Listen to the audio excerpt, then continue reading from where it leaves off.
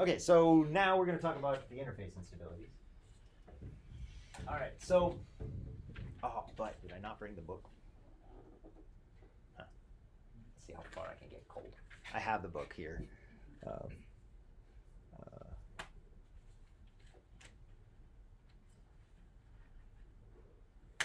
Oh, I got my notes. I'm not sure what I'm worried about. Okay, so the problem is we have two interfaces, and they're separated, like one is on top of the other.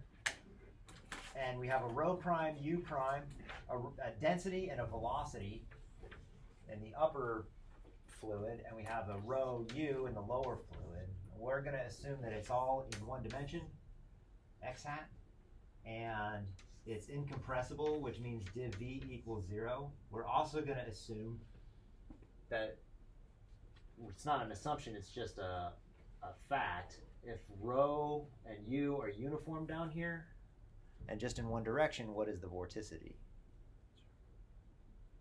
Everybody together? 0. 0, because the curl of constant is 0. So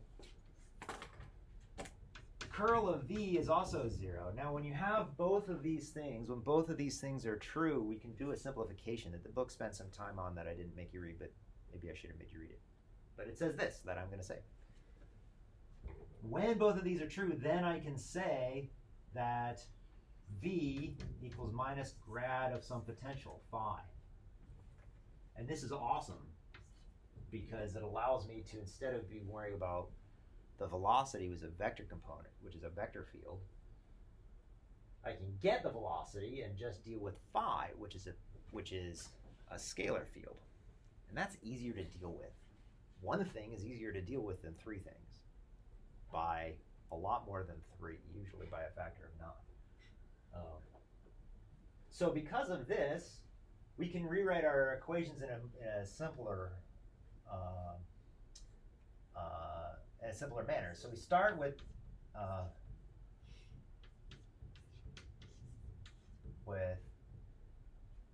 Euler.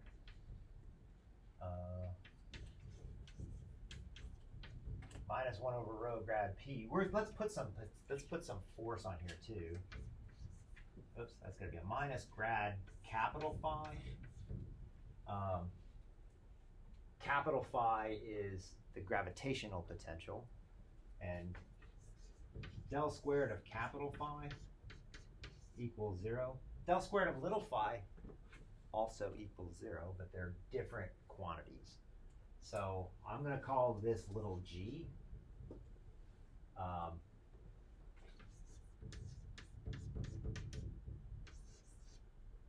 Maybe I need a minus sign on that.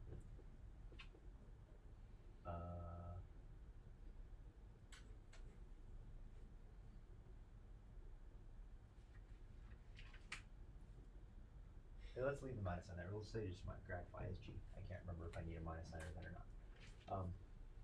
So when I need to change, I'll change. So I drop in, so v is minus grad little phi. So I'm left with d by dt of grad phi, minus sign there, plus this term turns into, we need a vector identity for this one that I write down, because otherwise I screw it up.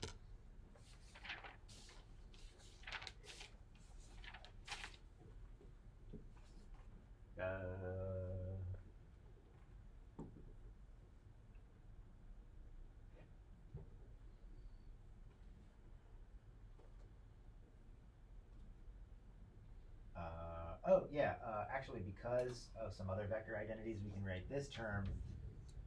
So this plus the fact that div v and curl v are 0, this term turns into 1/2 v squared, which is kind of what you want it to do, right? Like I've got v times the derivative of v, that's just 1/2 times the derivative of v squared, right? It's what you want it to do, but it's a vector quantity, so it doesn't do that because it's a vector, unless your other derivatives are 0. And then we're left with minus, we're getting incompressible, so rho can just go inside, minus grad p over rho. And then we have our minus little g for our gravitational acceleration. Oh, I'm sorry. I can't do that. That has to be grad big phi for a second. I'll show you why in a second, because I've got a grad, a grad, a grad, and a grad, and I ungrad all of this, and I'm left with d by dt of phi plus 1/2 v squared equals minus p over rho minus big phi.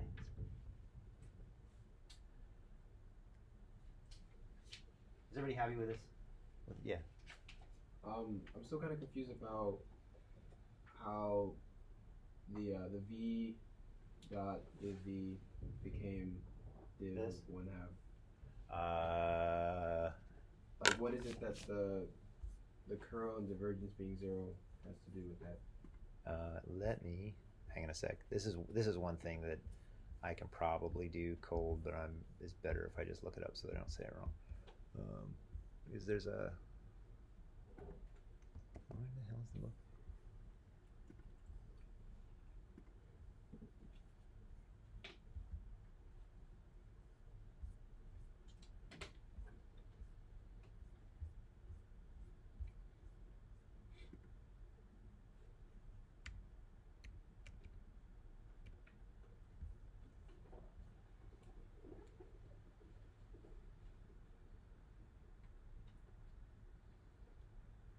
Okay, so the truth, the actual vector identity, a dot div a dot b, which is just this guy, if a equals if a and b are both equal to v, that's what I'm looking at is div v squared. But I'm going to be general and say just two vectors, a and b.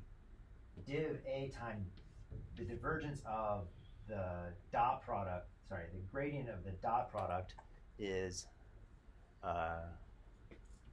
a cross curl b plus b cross curl a. That's not a minus sign, is there? Plus a dot grad b plus b dot grad a. So this is the vector product rule, which is gnarly. I don't have a derivation for this. If you really want, I can come up with one. But it involves Levis-Civitard tensors, and it's kind of ugly. So this is what happens if I want to actually do div of 1/2 v squared. That I actually need to employ this because v is a vector component.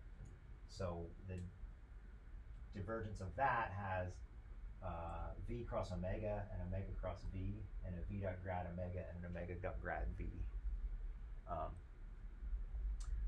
Or no, sorry, this is v dot grad v and this is another v dot grad v. So because I can throw these two terms out, this one and this one, it look like this, right?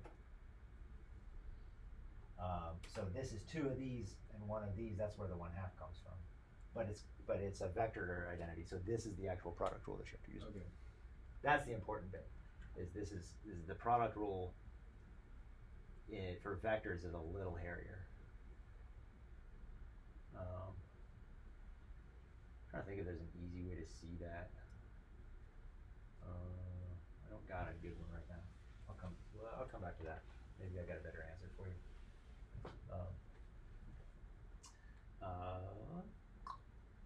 Okay. What do we do then? So now I've got this equation, and I want to match the boundaries. So this is the constituent equation. I spent some time building this up. Yeah. Why do all the grads cancel? Because everything's got a grad. So this is the derivative, this is the derivative, this is the derivative, this is the derivative. So that I just collect everything onto one side of the equation, and I just got grad of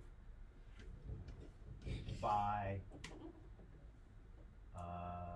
minus d by dt of phi plus 1/2 v squared plus p over rho plus big phi equals 0.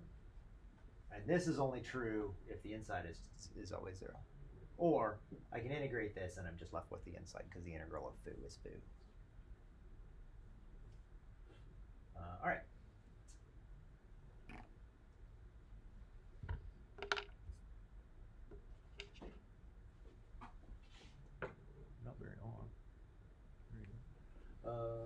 so we got this equation. Then what do we do with it? Can we do it in 4 minutes? No, but we'll do a nickel tour. So how do we derive this? The first thing we do is we say, well, the interface is going to be at some height. We'll call it C.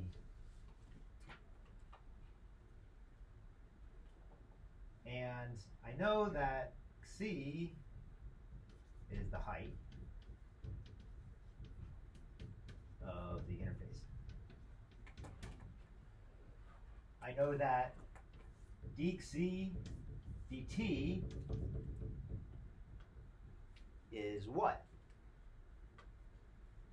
This is the velocity of the fluid in the z component, which is just d phi dz.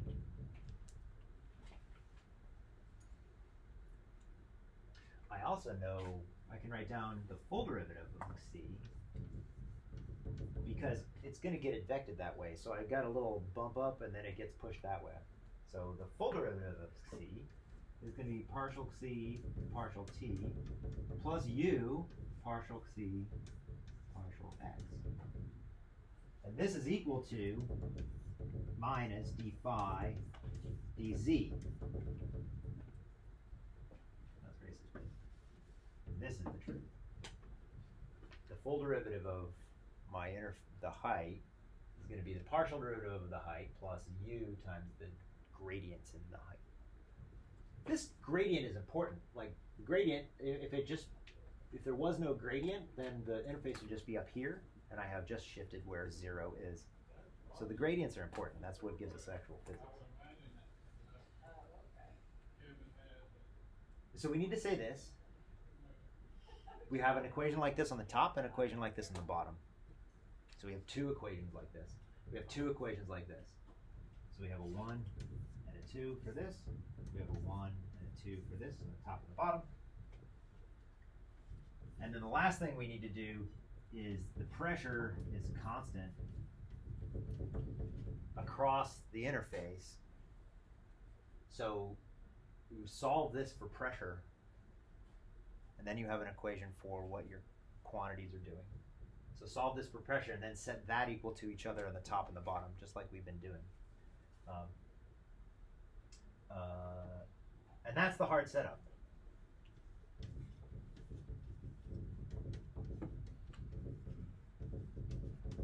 And there's a bunch of ugly algebra. That's where everybody gets lost because the algebra is kind of hairy. But the setup is straightforward. The setup is just saying we need to talk about what the interface is actually doing, C.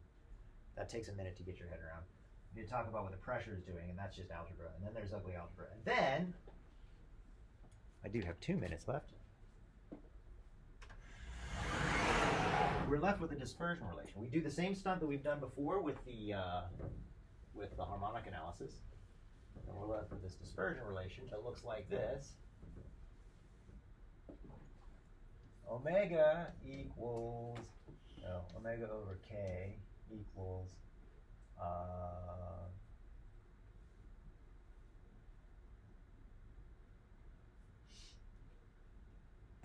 can't tell if it's in there or not. Rho prime u prime plus rho u over rho prime plus rho times the square root of rho prime minus rho over rho prime plus rho. There's a g over k plus there's a this has got a u difference in it. Did I do it right? Yeah, part's right. Oh, I'm sorry. Plus or minus, not times. Plus rho prime u minus u prime squared over rho plus rho prime squared. The square root of all of this crap. And one of the things that you can see, so this gives us a dispersion relation for two fluids where I've got one fluid moving in one direction and one fluid moving in the other direction, and they got different densities. I'm going to pick up here on Thursday, and I'm going to talk about what you can do with this dispersion relation. Because you can see that there are some terms, ooh, this is an important sign. This is a minus sign. And that's important because then you can get imaginary things on here and then you can get things to explode. So that's all I got for today.